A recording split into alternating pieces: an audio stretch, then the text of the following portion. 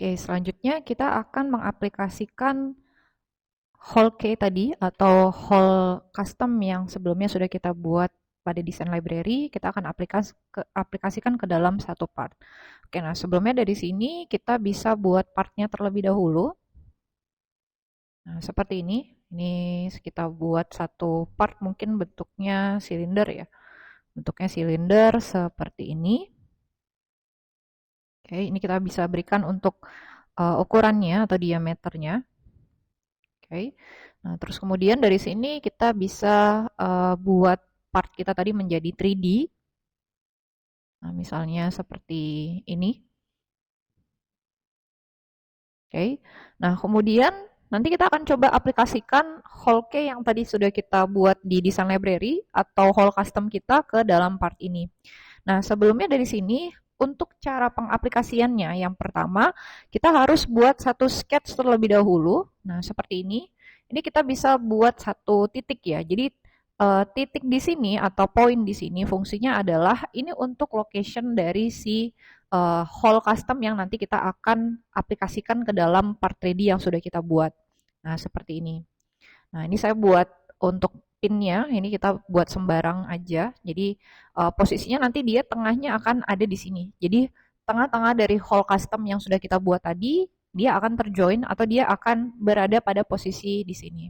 Nah, kemudian dari sini kita hanya tinggal drag and drop untuk whole key yang tadi sudah kita buat atau whole custom yang sudah kita buat dari design library. Nah, dari sini kita pilih, kayak ini untuk permukaannya ya. Nah, kemudian nanti akan masuk ke bagian whole key-nya ya atau ke bagian custom hole-nya.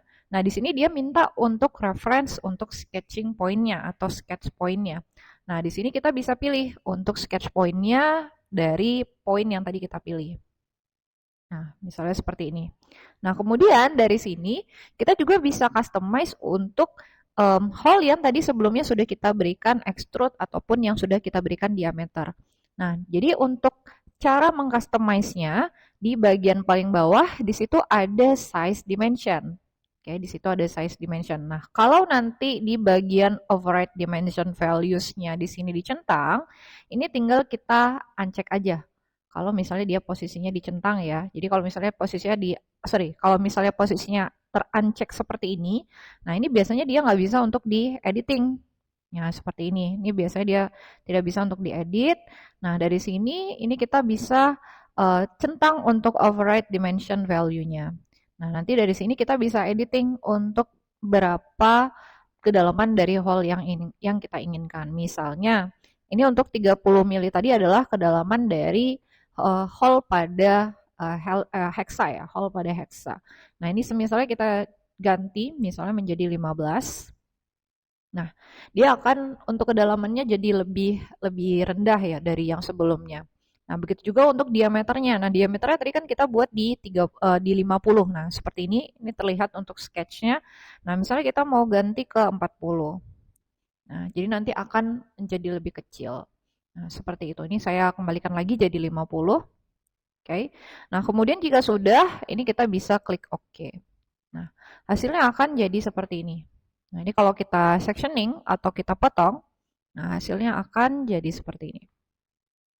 Oke, kemudian kita kembali ke hole-nya kita tadi yang sudah kita buat atau hole part yang tadi sudah kita buat yang ini.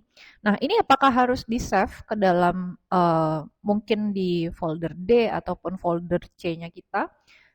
Jawabannya adalah tidak perlu. Jadi ini tidak perlu di-save. Jadi tidak perlu di-save. Nah, jadi dia hanya akan ter-save dalam library folder yang ada pada desain library saja. Nah, jadi ini ketika dia sudah jadi library-nya SolidWorks, jadi kita tidak perlu untuk save lagi untuk 3D-nya. Oke.